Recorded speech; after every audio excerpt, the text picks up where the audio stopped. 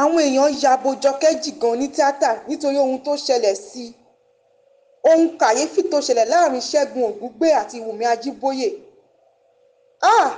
Àwọn ará Ìbàdàn máa ṣe ohun tó tó yìí fún Oríyọmí Hamzat. Ìyábọ̀ Òjó sọ̀rọ̀ lórí Gistlover tí Lizzy Anjorin máa ń pè é. Ẹ jókòó, ẹ gbọ́ròyìn náà lẹ́kùnrẹ́rẹ́. Ó ti pẹ́ tí Lizzy Anjorin ti máa ń fẹ̀sùn kan Ìyábọ̀ Òjó pé òun ló wà lábẹ́ aṣọ tó ń jẹ́ Gistlover tó máa ń tú àṣírí àwọn òṣèré. Èyí tó mú káwọn èèyàn fi máa gbọ̀rọ̀ náà gbọ́ látàrí bí Lizzy náà ṣe máa ń fi ojoojúmọ́ tẹnumọ́ ọ̀rọ̀ náà. Èyí ló mú kí Ìyábọ̀ Òjó jáde láti wá wẹ ara ẹ̀ mọ̀ pé òun kò mọ ohunkóhun nípa Gistlover àti pé òun kọ́ lòun jẹ́ Gistlover tí wọ́n sọ pé òun máa ń dẹ sáwọn ènìyàn láti bá tiwọn jẹ́. Ó lóun kò sì mọ̀ mẹsẹ̀ nípa bí Kẹ́mi Olúnlọ́yọ̀ ṣe ṣẹ̀ wọ́n lọ́dún 2017. Ṣùgbọ́n tí Kẹ́mi Olúnlọ́yọ̀ máa ń tẹnu mọ́ pé Ìyábọ̀ Òjó ló rán òun lọ sẹ́wọ̀n lọ́dún 2017. Ìyábọ̀ Òjó ti kìpè mọ́lẹ̀ pé tí òun ò bá mọ̀ mẹsẹ̀ nínú ẹ̀sùn tí wọ́n fi ń kọ òun, gbogbo èpè tí wọ́n máa ń ṣẹ́ fún òun àtàwọn ọmọ òun ó máa dà lé àwọn ọ̀tá òun lórí ni, àti pé àkàndá ọmọ lòun o, ológo funfun sì ni òun. Ó ní Kẹ́mi Olúnlọ́yọ̀ kò tọ́jú ara rẹ̀, kò tọ́jú ọmọ rẹ̀, kò tọ́jú bàbá rẹ̀, kò tọ́jú ìyá rẹ̀.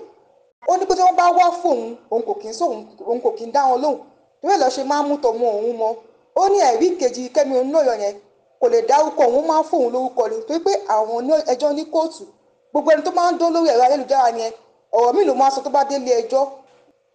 Kẹ́mi Olúnlọ́yọ̀ fẹ̀sùn kan Ìyábọ̀ pé nígbà tí ìyá rẹ̀ ṣàìsàn tó máa ń yàgbẹ́ sára wípé inú máa ń bí Ìyábọ̀ Òjó kó máa ń na ìyá rẹ̀ pé kò kí ń tọ́jú ìyá rẹ̀ tó sì gbé Priscilla Òjó ṣépè oríṣiríṣi.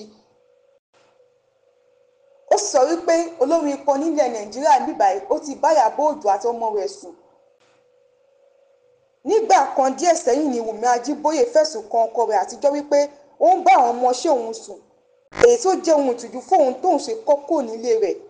Ṣùgbọ́n lọ́jọ́ àìkú tó kọjá àyájọ́ àwọn bàbá, bó tilẹ̀ jẹ́ pé kò dárúkọ ṣùgbọ́n àwọn èèyàn ti mọ̀ pé ọkọ rẹ̀ àtijọ́ ló ń bá rí, tó sọ pé òun kí àwọn bàbá tó ń ṣètọ́jú àwọn ọmọ wọn tí wọn ò dáadáa ìyàwó wọn nìkan, ṣùgbọ́n àwọn tí wọn ò ṣètọ́jú àwọn ọmọ wọn ìjìyà ń bọ̀ fún wọn. Èyí tó mú káwọn máa sọ wípé ṣèbí Wùmí ló kókó nílé, Ṣẹ́gun sọ pé òun ò fẹ́ mọ́. Táwọn kan sọ pé bí Wùmí tẹ̀ ṣe kókó nílé ìyẹn ò ṣáà ní kí Ṣẹ́gun má ṣe ojúṣe rẹ̀ lórí àwọn ọmọ.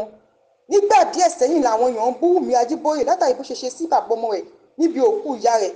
Ṣùgbọ́n tí Wùmí Ajíbóyè jáde síta pẹ̀lú omijé lójú pé ọkọ òun bá àwọn ọmọọṣẹ́ òun sùn tó sì ṣẹ́yún fún ọ̀kan nínú wọn, àti pé òun nǹkan ìtìjú ló jẹ́ fóun ètò òun kóun kọ́ ọkọ òun, àti pé ṣé ó dìgbà tóun bá kú sínú ìgbéyàwó tóun ò rí ayọ̀ nínú rẹ̀ ni, àti pé káwọn èèyàn kan fi òun sílẹ̀ kí wọ́n yéé bú òun o. Téèyàn bá dé ìlú ọlọ́lá, ìlú alálùbáríkà ni ìlú Ìbàdàn, èèyàn máa rí àwòrán pósítà táwọn olólùfẹ́ Oríyọmí Hamzat, ẹni tó ní iléeṣẹ́ Àgídìgbo FM lẹ̀ láti lè jẹ́ kó wá dupò gómìnà nípínlẹ̀ Ọ̀yọ́ lọ́dún 2027. Táwọn èèyàn sì gbọ̀rọ̀ náà bẹ́ẹ̀ ní gbàgbá ọtí. Táwọn kan sọ pé òṣèlú kì í ṣe nǹkan téèyàn sáré bẹ́lù, pé kó yá fowó rẹ̀ lọ jàbùlà ní kó má lọ fowó rẹ̀ ṣòfò. Táwọn kan sọ pé Oríyọmí Hamzat kójú òṣùwọ̀n láti dupò gómìnà, ó kàwé ó tún jẹni táráyé ń fẹ́. Nínú ètò kan tí Oríyọmí Hamzat wà, lẹ́nìkan ti pè wọlé tó sọ fún Oríyọmí pé kó má dá àwọn tó fẹ́ títí di òṣèlú lóhùn o. Lóòótọ́ làwọn aráàlú fẹ́ràn rẹ̀, ṣùgbọ́n tó bá ti di ọjọ́ ìdìbò táwọn ẹlẹ́gbẹ́ alátakò bá gbówó dé, àwọn aráàlú ò ní dìbò fún. Ṣùgbọ́n tó Oríyọmí Hamzat dá ẹni lóhùn pé tóun bá dupò gómìnà òun máa wọlé. Ohun táwọn èèyàn wá mọ̀ ni pé bóyá Oríyọmí Hamzat máa padà dupò gómìnà nípínlẹ̀ Ọ̀yọ́ lọ́dún 2027 tàbí kò ní í dupò. Ṣùgbọ́n ohun táwọn èèyàn ṣàkíyèsí ni pé pósítà àwòrán rẹ̀ ti lu gbogbo ìlú Ìbàdàn pa báyìí. Ó kú ewu ọmọ o làwọn èèyàn kí òṣèré ilẹ̀ wa ìyẹn Jọkẹ́ Jìgan tó ṣẹ̀ bímọ fọ́kọ rẹ̀, èyí ni ọmọ kejì tó máa bí fún ọkọ rẹ̀. Àwa kì í kú oríire ọmọ náà pé ọmọ náà á dàgbà á dògbò, kò ní mọ sàárè ọmọ náà lágbára Ọlọ́run.